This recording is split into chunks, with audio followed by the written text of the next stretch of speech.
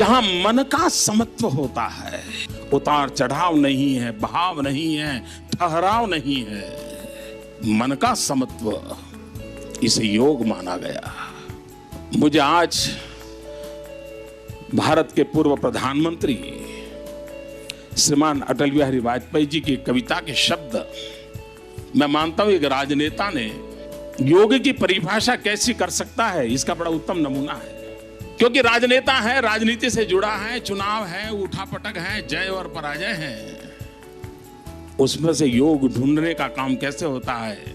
अटल जी ने अपने काव्य में लिखा है, क्या हार में क्या जीत में, किंचित नहीं भयभीत में, कर्तव्य पथ पर जो मिले, यह भी सही वह भी सही। मैं मानता हूं राजनीतिक जीवन को जीते जीते भी योग की अनुभूति की जा सकती है, योग का साक्षात्कार किया जा सकता है और योग का प्रकटीकरण भी किया जा सकता है। और तभी तो अंतर मन से, हृदय की गहराई से आवाज निकलती है, क्या जीत में क्या हार में। तभी तो आवाज निकलती है, कर्तव्य पथ पर जो मिले, यह भी सही वह भी सही। यही तो है जो योग हमें सिखाता है। मैं मेरे नगर वड़नगर से कभी कभी ट्रेन के अंदर विसनगर जाया करता था। एक 12-15 साल का किशोर जिसको पोलियो हुआ था, कमर के नीचे का शरीर काम नहीं कर रहा था, वो मुश्किल से ट्रेन के अंदर चढ़ गया। उस गंदे कपड़े थे, भिक्षुक जैसा लगता था, लेकिन वो भीख नहीं मांगता था और हर किसी के पास जाकर के वो रिक्वेस्ट करता था मुझे बूट पॉलिश करने के लिए दीजिए। और उस समय 10-15 पैसे में बूट पॉलिश होती थी और लोग कभी दया भाव के कारण, कभी करुणा के भाव के कारण उससे अपना जूतों की पॉलिश करवाते होंगे। लेकिन मैंने देखा, पॉलिश वाले करने वाले बहुत देखे थे, लेकिन इस बच्चे की तरफ मेरा ध्यान गया। मैं देख रहा था क्या कर रहा है। उसने क्या किया, अपने गंदे टूटे फूले झोले में से उस दिन का टाइम्स ऑफ इंडिया निकाला और उस पर लिखा था, ग्राहक के प्रति उसने लिखा था कि आज का दिन बहुत ही शुभ हो, आपकी यात्रा शुभ हो, आपके सारे काम सिद्ध हो। अंग्रेजी में उसने एक छोटा वाक्य लिखा था और जैसे ही उसने जूते दिए पॉलिश करने के लिए, तो इसने उनके हाथ में टाइम्स ऑफ इंडिया पकड़ा दिया। उस ग्राहक को भी लगा कि 10 पैसे में पॉलिश हो रही है और 1 रुपये का अखबार पढ़ने को मिल जाता है। इस घटना को मैं देख रहा था तो मैंने उस बालक को पूछा, मैंने कहा भाई तुम हो कौन? बोले मैं कर्नाटक का हूं,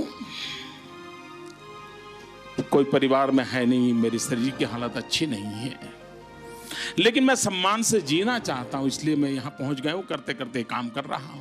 और बोले मैं लोगों की सबसे अधिक सेवा करना चाहता हूं। बोले हर दिन सुबह एक टाइम्स ऑफ इंडिया खरीद लेता हूं और दिन भर में 25-30 लोगों की जब पॉलिश करता हूं, 5 मिनट 7 मिनट पॉलिश करता हूं, उतनी देर वो अखबार पढ़ लेते हैं और मुझे आशीर्वाद भी देते हैं, पैसे भी देते हैं। मैंने इस दृश्य को देखा तब मुझे गीता पूरी तरह समझ आ गई। मुझे लगा इसको कहते हैं योग कर्मसु कौशलम। पॉलिश करने वाले काम को उसने योग बना करके जिस प्रकार से उसमें प्रोफेशनलिज्म ला करके काम किया था, और यही तो योग कर्मसु कौशलम है, जो जिंदगी को जोड़ देता है, कार्य में जीवन को झोंक देता है। वो यौगिक अवस्था को प्राप्त करके जीवन में एक अद्भुत अनुभूति का एहसास करता है।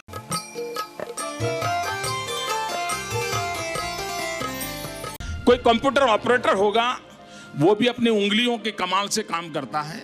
कोई टाइपराइटर को हैंडल करने वाला होगा, टाइपिस्ट होगा, तो वो भी अपनी उंगली से दिन भर काम करता है और रात को रोजी रोटी कमाता है। और एक सितार बजाने वाला आता है, वह भी अपनी उंगली को का ही कमाल करता है और अपना जीवन गुजार करता है।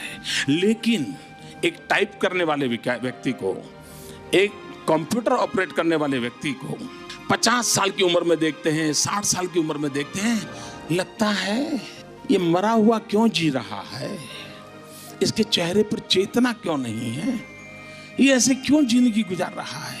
और एक 80 साल के सितार वादक को देखें, जिसने भी जिंदगी भर उंगलियां ही चलाई हैं, उसमें उसको देखते ही एक नवचेतना की अनुभूति है। क्यों? क्योंकि वो जब उंगली चलाता था तब योग करता था, वो एक टाइपिस्ट उंगली चलाता था तब नौकरी करता था। जो जीवात्मा को परमात्मा के साथ जोड़ता है, जो जीव को शिव के साथ जोड़ता है, वह योग है।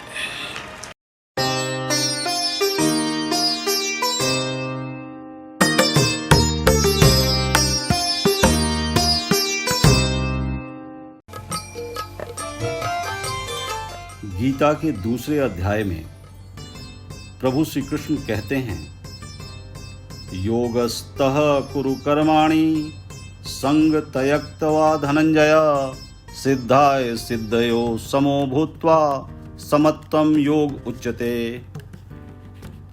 बुद्धियुक्तो जहातीह उभे सुकृत दुष्कृते तस्माद् योगाय युजसः योगः कर्मसु कौशलम। हे अर्जुन, तू सब प्रकार की आसक्ति को त्याग कर सफलता और विफलता में मन को समान रखते हुए अपना कर्म कर। परिणाम के द्वंद्व से परे मन की समता ही योग कहलाती है। समभाव से किए हुए काम अच्छे या बुरे किसी प्रकार का परिणाम रूपी बंधन नहीं उत्पन्न करते। काम करने की यह बंधन मुक्त कला ही काम करने की कौशलता है, निपुणता है। ऐसे उच्च मनोभाव में स्थित हो काम करना ही योग है।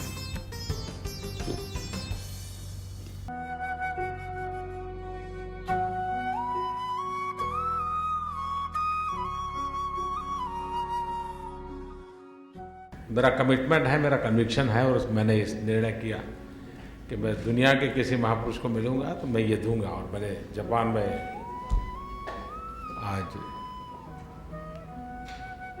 यहाँ के महाराजा को मिलने गया तो उनको भी मैंने गीता भेंट की।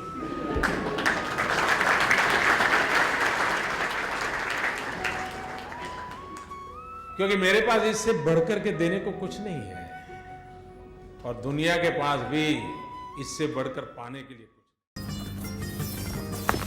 दोस्तों, आइए हम सब साथ मिलकर अपने यशस्वी कर्मयोगी प्रधानमंत्री के श्रीमद् भगवद गीता के संदेश को जन जन तक पहुंचाने के महान उद्देश्य में सहभागी बने।